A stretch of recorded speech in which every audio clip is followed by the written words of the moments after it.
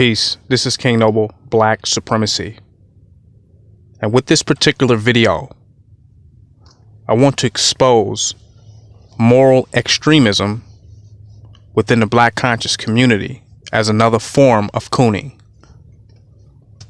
Now, I got to go in on this because a lot of times people don't see it as cooning. What makes this moral extremist approach cooning is that the objective of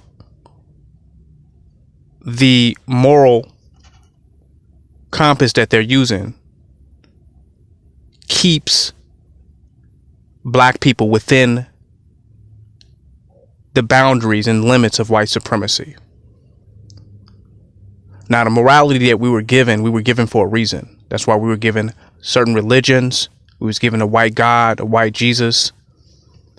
The religion was supposed to help keep us as good Negroes. The indoctrination of Christianity, the way it was taught, was supposed to keep us under the white man. It was supposed to make us voluntary subjects of white supremacy. That through the indoctrination, that our conclusion as to how we were to behave and exist within the society would make us fall within the guidelines of white supremacy.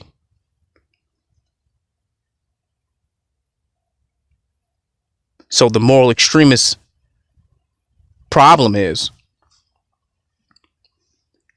they're maintaining the good Negro ideology and synchronizing black people with white supremacy, with the system, with the general society, making us fit in.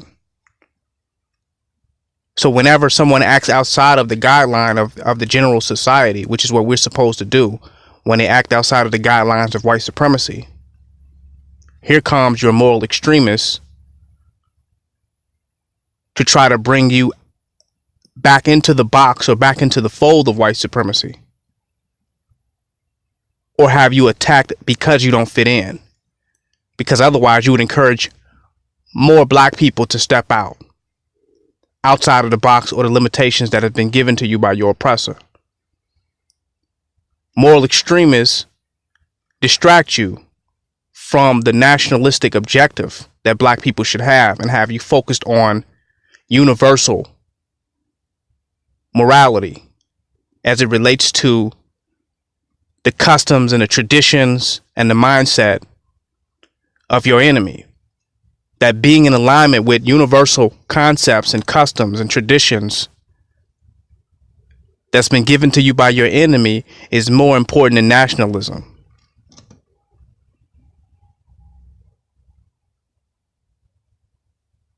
So now they agree with the white man. The moral extremists agree with white supremacy, agree with the institutions of white supremacy. And they use that agreement. The white supremacist institutions use that agreement in order to pick at nationalists, in order to pick at black groups and black organizations, to criminalize them and to condemn them based on moral principles that they have dictated, that they have created, that they aspire to, and definitely moral principles that will help maintain the infrastructure of white supremacy. That means if you live by these codes and you live this particular way of life that's consistent with white supremacy, then you will not go against the system. You will not be a threat to white supremacy. If you live by all the customs and the traditions and the precepts and principles of white supremacy, then they have nothing to worry about. Even though in your mind you say you're a nationalist, you care about black people, your objective is for the elevation of the black race, but your standards are completely consistent with your enemy and in alignment of how your enemy, the white man, enforces subjugation upon your people, because they use the criminalization of your people. They use the stigmatization. They use condemnation as an excuse and as justification to dehumanize your people. And while this dehumanization is happening, you tell your people that, hey, you should follow the laws of the white man. You should be in alignment with the system. You should follow the laws of the white man's book that was meant to keep you in slavery. That you should follow the general universal consensus on morality, because that's safer. That's what you should do. That's the right way to be. So they use the presentment of righteousness to mask behavioral control, behavioral modification of entities with an inclination towards freedom. They have to control your behavior, your paradigm, your culture, and your thoughts. So the moral extremist is who the white man is the go-to man for the institutions of white supremacy. Because they still want to be a good Negro. They're still seeking validation from the white man's society. They claim they want to go against white supremacy, but being validated and being perceived as a good Negro is more relevant than destroying the matrix, than destroying white supremacy.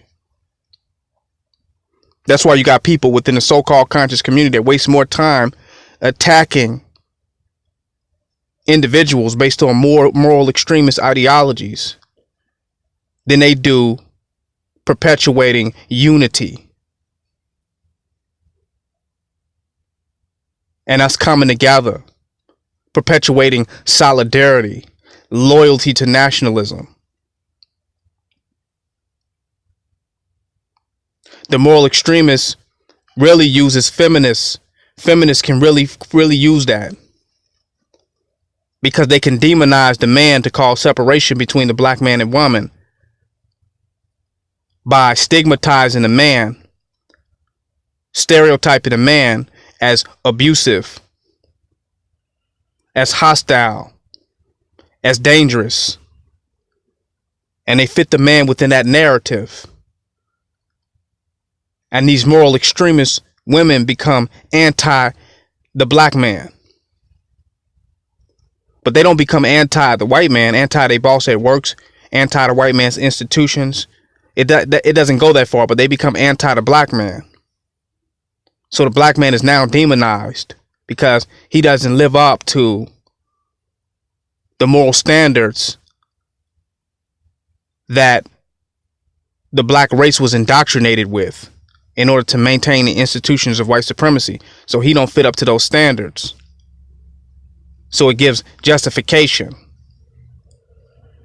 And then the whole objective of our grassroots organizations is now just to get black people back in the box, to make you a good citizen, a good person, a righteous person, looking for redemption for your sins, looking for salvation, looking to be corrected in some manner that would allow you to fit back into society and be accepted by the institutions of white supremacy, or to be validated. Whenever we start really rallying up and turning up on black supremacy and black nationalism and black revolution, the white man goes to the moral extremists so they can nitpick and pull apart our organizations, pull apart our relationships by condemning us for this, that, and the other based upon their social values that they socially engineered in order to maintain themselves. Because we think white supremacy is just discrimination, or it's just an attitude. We don't realize that it's actually written, it's scripted into the fabric of this society. And that what you call white supremacy, what you call morality, is really white supremacy oriented. It's what's going to work for the state. There's no separation between church and the state. The church works for the state. The objective of the church is to keep you in alignment with the state. It's a passive aggressive way to turn you into a robot, to turn you into a subject, a willing subject of the martial law. The church is supposed to cajole you into embracing the standards of your enemy and not rebelling against his culture, tradition, society, ideas, and seeking validation from his society. So the moral extremist is always going to try to put out the waters of revolution, and always going to try to put a different narrative on revolution to make it seem as though it's something evil. And then they give you false utopias that they're never able to construct, that never exist, that they're going for to distract you from true revolutionary objectives. They compare the struggle of revolution to their ideas of some type of moral utopia. And in that comparison, the revolution falls short and it gets demonized and caught up in a lot of other narratives where it appears to be sin or it's something wrong with it. It gets picked apart. And then we wonder why we don't have any long-term social change when it comes to black nationalism and black empowerment. Because as soon as we start making progress, then they lay the narrative back on there of moral extremism. And that's what's going on right now within the conscious community. We want to impose a perfect world in an imperfect situation. And even the perfect world that we're trying to impose was not even given to us by ourselves. Our enemies programmed us with the illusion of a perfect world that he's never been able to deliver on. But somehow we fall short of that. But in falling short of that, our economic situation is not at all responsible. Our environment, due to being under oppression, is not responsible for why we fall short of the utopia that's unattainable anyway at its conception. I hope I ain't lose you with that. They act like a revolution gonna be neat and that change is totally gonna fit within their cultural paradigm and within their moral value system. That change is somehow gonna fit neatly within that. And since it's not fitting neatly within the moral paradigm of your enemy, that is something wrong with it altogether. And they call on the moral extremists within our community to condemn our movements and our leaders and our teachers who are trying alternative ways and new methods in order to bring about the type of freedom and liberation that would actually be progressive for black people as a whole. This video might have went deep for some people and over their head, but I'm going to simplify it. Moral extremism is a form of cooning because it keeps the black movements, the black consciousness, and the black people, it keeps bringing them back within the context of white supremacy to be recertified and revalidated by their enemy's world and their enemy's reality. It's a checks and balance system to maintain you within inside of the construct. So they got some people obsessed with morality, meaning obsessed with being righteous in an unrighteous world. That only a certain righteousness for black people is only going to be obtained when the white man's world is completely destroyed. And until his world is destroyed, that particular type of righteous is unattainable. And the desire to try to live up to it is to totally bow down and submit to the oppressor, to submit to his way of life in order to try to live in a righteous way, in what is a peaceful way, in a way that is perceived as harmless within this society, would be to exchange your human dignity or your aspirations for racial change. You would have to give all that up just to be a good Negro in this society, to follow all the rules and guidelines. You have to bow down to your enemy. That's by design.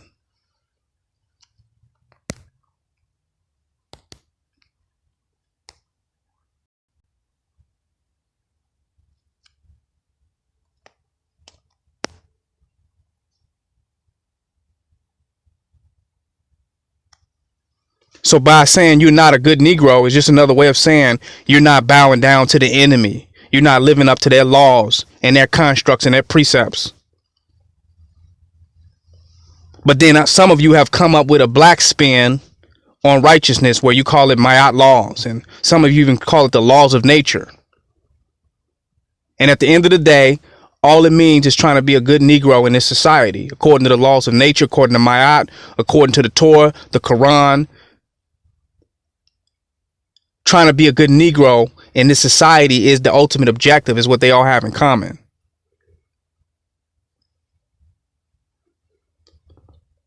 You're not going to be perceived as a good Negro in this world by your enemy, because he's not going to find it to be good that you destroying his paradigm and his shit, that you going against his constructs. You'll never be able to be perceived as a good Negro by that way. And what the good Negro, what it does, the moral extremist, is he believes he should be treated right because he tries to be right in this society. And that if he acts within if he gives all of his energy and does his best to be righteous, whatever that is, based on whoever made that up, that the white man is going to like him, that he deserves to be treated better. Because what's wrong with black people is that we're wrong. It's not the system wrong, not the white man wrong, not the oppressor wrong. But the problem with us is that we're wrong. According to these moral extremists, we turned away from God, or we lost our religion, or we start worshiping the white man, or we don't live up to the laws of Mayat. There's something wrong with us. We don't know our Constitution, and we don't know the laws. We don't study. We don't have enough knowledge. We're ignorant. We have not read enough books. It's always going to be something wrong with us. That why the system is the way it is. So when the moral extremist starts to fix the problems and become more righteous, to gain a righteous perception of themselves through their behavior and through the changes that they make, then they're often disappointed because they still met with the same type of dehumanization. So they're actually being set up for failure, because the white man still treats them like that, even though they try to live up and be as morally perfect as one could possibly obtain in this society. They try to be as a good Negro as you could possibly be, and they still are treated with disrespect and disregard. So then they really hurt then, because they don't realize that the white man is going to hate until we come back into power. The white man is going to hate you irregardless. No matter what you do, the white man is going to be against you. That racism and discrimination is going to continue to exist until we come back into power. So our focus shouldn't be the aspirations of moral extremists. Our aspiration should be actually to come back into power as a people. That should be our focus. But if we've been taught that we're wrong and there's something wrong with us by all our leaders and teachers and ministers, then that's going to be our aspirations, and that's going to be the yardstick about how we judge ourselves. Because we taught that there's something wrong with us no matter what. That's moral extremism versus a black nationalist agenda, which is to come into power. Do as thou wilt to come into power as a people. Come into power as a people. That's our objective, is to be empowered. So now we can make up the rules and we can define what is righteous and what is moral for us and for our agenda and our objective as a people. So we're no longer living up to somebody else's that they gave us, or someone that's enforced by others that makes us subjected to their system and their reality and their ways of life and their culture that allows them to keep their foot in our necks and stay in our business. We can never be a sovereign nation until there's black laws for black people, until we construct our own laws and our own paradigm and our own rules. And we have to come into power in order to do that. And to that, you still living under the white man. You still allowing him to be in your business. You have not become an independent nation. No independent nation is trying to live up to the moral standards of a nation that has oppressed them for over 400 years. Independence has to do with self-governance, not just land, not just money, not just language and religion, but self-governance, the right to self-determination. So our moral extremist keeps pulling us back to the white man as though we're not going to go through periods of chaos and periods of redefinition and periods that appear to be moral I can't even pronounce the word. Moral ambiguity. Ambiguity. I guess that's right. We're going to go through periods of that as we redefine ourselves and shape out what's going to be the best path for ourselves, what's going to be the most divine culture for ourselves. But luckily, you have gods and divine beings that manifest on earth to show you the right way. If you would actually reject the enemy's way and the enemy's lifestyle and the enemy's moral standards and indoctrinations and religions, if you're willing to reject that, then guys have been sent to you to show you the right way. That's going to lead to our empowerment and not our assimilation or our self-incorporation of ourselves into white supremacy. I'd like to touch on this a lot later. I had to go in on it a little bit. This is King Noble Black Supremacy. Join my website, www.kingnobleuncensored.com. Donate and don't hate.